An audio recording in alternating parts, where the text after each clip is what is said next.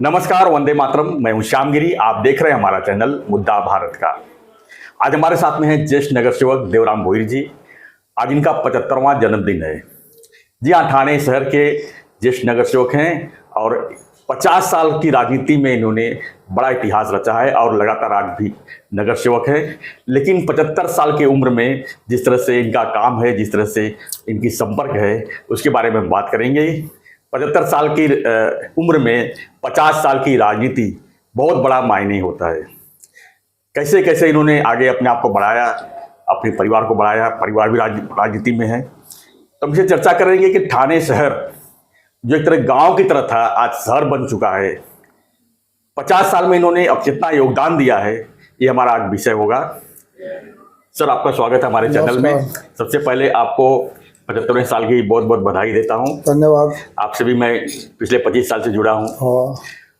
Sir, क्या कहेंगे, 75 साल आज पूरा हो रहा है, आपका अमृत महोत्सव मना रहे हैं।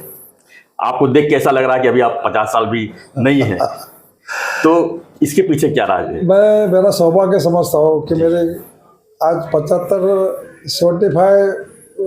साल के अंदर मैं प्रवेश कर रहा हूँ और मुझे गर्व है कि मेरा 75 साल कैसा हो गया वो मुझे भी मान लें। जी, 50 साल राजनीति में मैं गया। पहला मैं 60 में जनसंघ था, बाद में बीजेपी में गया, बीजेपी से में बाद में हर पार्टी बदलते आज तक यहाँ पे मैं रुका हूँ। शिवसेना में है, शिवसेना में हूँ जी।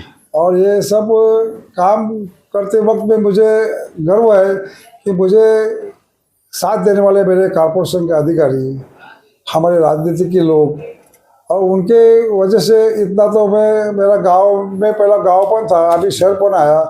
तो ये सब बदलने के लिए मेरे को सब लोगों ने योगदान दिया है, यो योगदान को कभी भूलूंगा नहीं जी। और आज भी ग्रास रूट के मैं चलता हूँ। मैं हवा में चलने वाला आदमी नहीं है यहाँ पे, इसलिए तो मेरे घर के 4 नगर से होते हैं। इसका कारण इसका मतलब ही ये होता है कि मैं आज तक हर आदमी से जुड़ा हूँ जी।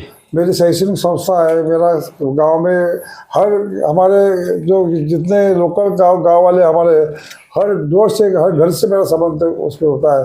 भाई बहन का चारा होता है, आपस में निर्माण चारा होने से नाते उसमें और संबंध बढ़ जाता है। वो बढ़ते बढ़ते मैं 40 साल में कॉर्पोरेशन में काम करते वक्त में मुझे अभिमान लगता है कि ये 40 साल के अंदर मुझे जिन अधिकारी, जिन आयुक्तों ने मुझे साथ दिया, तभी तो मेरा गांव के अंदर इतना विकास हम कर सका। इतना विकास करने के बाद में आज भी हमारे दिल में, या अभी तो हमारा दिल नहीं भरता है उसमें जी, जी। और इसमें अपन ज़्यादा से ज़्यादा निधि शासन के तरफ से कॉर्पोरेशन के अभी तक 50% भी मेरा काम ऐसा पूरा नहीं हो गया, ऐसा मेरा खुद का दिल कहता है।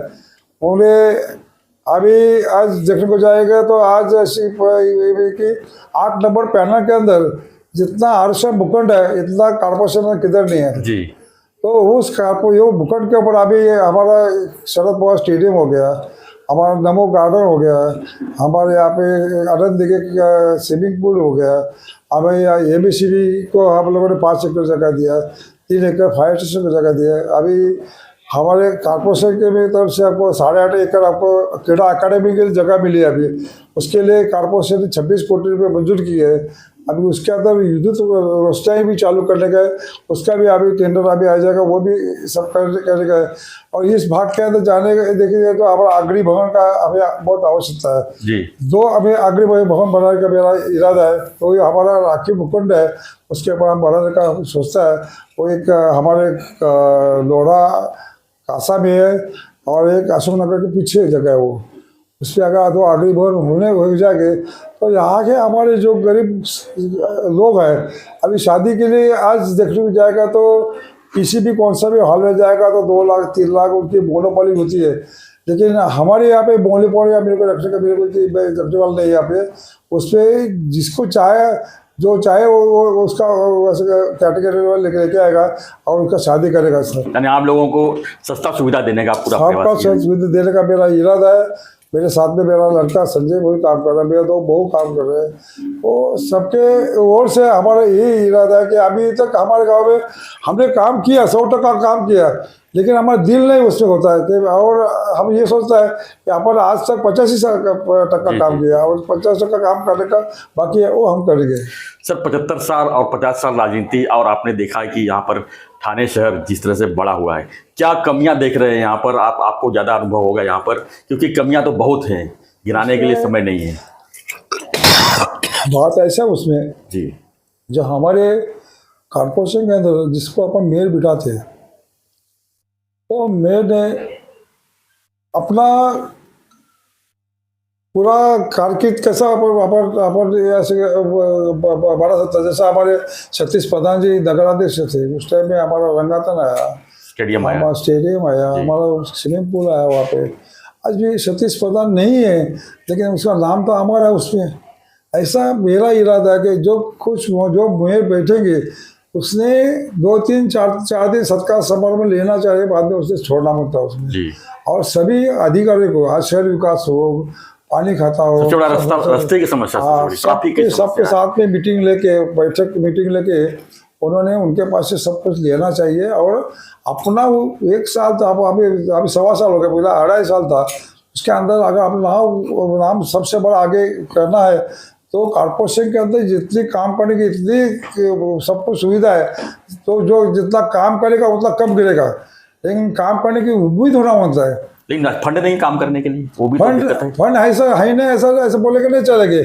अपन कौन सा योजना अपन तैयार की, तो वो योजना के लिए अगर कॉर्पोरेशन के फंड नहीं तो अपने पास MMID है जी, हमारे डिप्टी कमिश्नर CM यहाँ पे, हमारे शिंदे साहब यहाँ पे 3 मंत्री हैं, 3 मंत्री है, उनके पास जा सकता है। आज भी हमारी तरफ अगर प्रताप सरनाईक हमारा 8 नंबर के अंदर थोड़ा उसका कुछ भाग आता है, उसके लिए तो उन्होंने अभी कम से कम 25 करोड़ दिया हमको जी। कौन नहीं बोलता निधि है ना, तो काम क्यों नहीं हो रहा है सर? लोगों की समस्याएं बनी हुई है आज। नहीं, लेकिन वो निधि लाने का हिम्मत होना मानता है ना। मैं घर में बैठ के रहूंगा तो मेरे को निधि कौन देगा? क्या लगता है कौन घर में बैठा है? तो जो नगर सेवक आ गया तो उन्होंने उनका फर्ज है। अभी मेरे वार्ड के अंदर मेरे को योजना लाना है तो मेरा फर्ज है, वो जाके इधर नहीं मिलता है तो अपन शासक की तरफ जाना बनता है। लोगों ने तुमको चुन के दिया, काय के लिए चुन के दिया? तो आपको दिया, हमारे गांव के अंदर, हमारे भाग के अंदर जाकर सुविधा आना बनता है, उस दृष्टिकोण से दिया ना। अगर उस दृष्टिकोण से अपन नहीं काम किया तो अगले 5 साल के बाद आपको कोई पूछेगा नहीं जी। आज हम चाले 8 साल 8 टेम हमने चुन के आता है, इसका मतलब क्या होता है? लोगों का प्यार, लोगों को बोलता है वो नागरिक सुविधा हम देने का कोशिश करते हैं, और इसके लिए तो हमको हमारा नाम इसमें बड़ा है।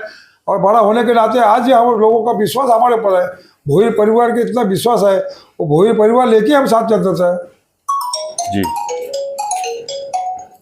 तो अब आगे का आपका टारगेट क्या होगा?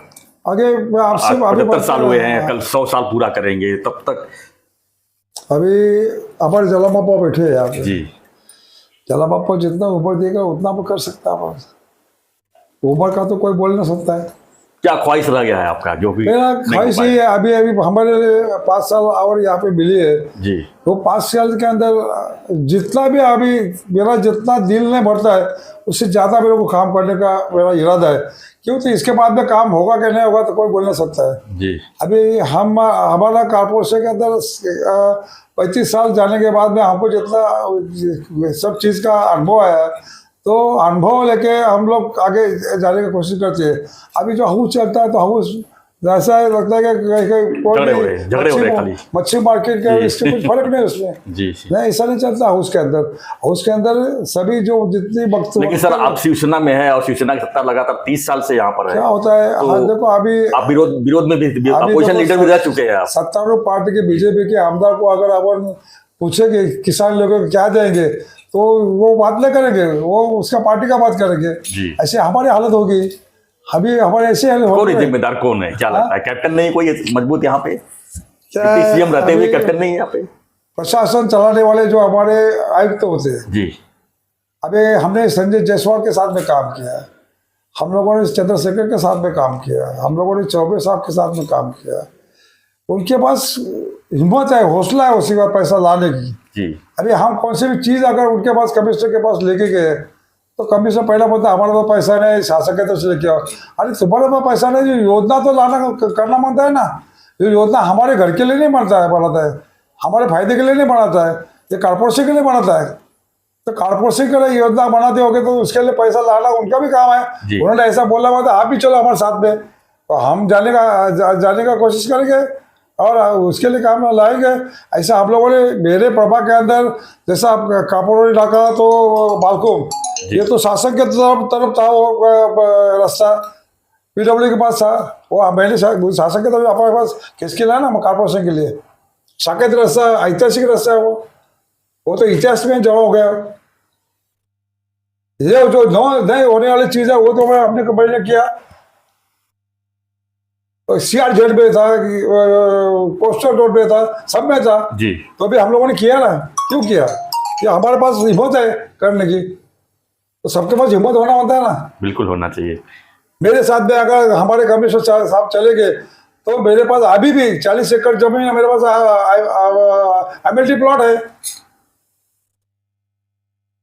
क्या नहीं कर सकता है जी, करने की ताकत नहीं है लेकिन। करने की ताकत नहीं है। मैं आपको ये गिरी साहब बोलता हूँ कि हमें जब ये हमारे बाहर इंडिया कंपनी का जगह कल्पतरू लिया जी, उस जगह में 35 एकड़ जगह हमारे MLT प्लॉट थे जी, वहाँ हम लोगों को उस टाइम में उस टाइम के मुख्यमंत्री शरद पवार साहब को ये बताया कि हमारे पास 35 एकड़ जगह अभी है और उस 35 के अंदर आप अंतर्राष्ट्रीय स्टेडियम बनाएंगे, इंटरनेशनल स्टेडियम बनाएंगे तो अपना नाम हो जाएगा जी।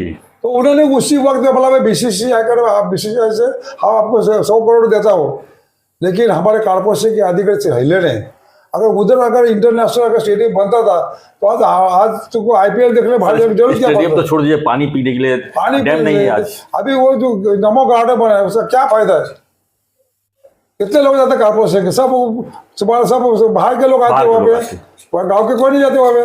आज वो कल्पतरू चलाता है इसलिए ठीक है, अगर वो कल 4 साल के बाद में अगर वो कारपोरेशन की तरफ आ जाएगा तो इतनी मैन पावर अपने पास है क्या? 200-250 लोगों का मैन पावर अपने पास है क्या? नहीं ना मैन पावर, तो क्यों बनाने का वो? उधर अगर अंतर्राष्ट्रीय अगर स्टेडियम बनता था तो उसका तो वो सबको ये पैसा मिलता था वहां से। 20 एकड़ ये करके अपन स्टेडियम बनाया, 15 एकड़ पार्किंग रखा, कितना चाहिए था? क्या चाहिए आपको? जी, दिमाग चलाना पड़ता है, देर दिमाग चलता तो आप क्या करेगा? अगर BCCI 100 करोड़ लेता है तो उसका फायदा लेना चाहता। बिल्कुल। धन्यवाद सर। तो ये थे देवराम भोईरी जी जो ज्येष्ठ नगर सेवक है थाने महानगर पालिका में। 75वें उनका अमृतसर महोत्सव जन्मदिन मनाने के आज उपलक्ष्य में हमने इनका मुलाकात ली। 50 साल की राजनीति और 8 बार नगर सेवक, तो किस तरह के देखो बारीकी से इनको शहर के बारे में पूरी जानकारी है। तो हमारा चर्चा यही था कि शहर की जो आज कमियां हैं, जो वहाँ पर नगर सेवक बाकी जो सत्ताधारी है किस तरह यहाँ पर बेपरवाह काम कर रहे हैं और उसका नतीजा आम लोगों को भुगतना पड़ रहा है। तो उन्होंने बेबाक जो है जानकारी हमें हमारे चैनल के माध्यम से दी है। तो हम तो ये चैनल के माध्यम से महानगर पालिका के अधिकारी, मंत्रालय के अधिकारी, इनको सबको हम आगाह करना चाहेंगे कि ठाणे शहर आज इतना बड़ा शहर बन चुका है, लेकिन इतनी असुविधाएं हैं, उसको जो है कहीं ना कहीं उसको दबाव लाकर यहाँ पर काम करने की ज़रूरत है, योजनाएं लाने की ज़रूरत है। जो आज पानी है, नाला सफाई है, चाहे नाला है, बाकी चीज़ें हैं, यहाँ पर रास्ते हैं, ट्रैफिक जाम है, इस तरफ ध्यान देने की खास ज़रूरत है। तो सर आपको फिर से हम बधाई देते हैं 75वें साल की। बहुत बहुत बधाई हो आपको। हम उम्मीद करेंगे और हमें बोलने का मौका मिला। जी बिल्कुल।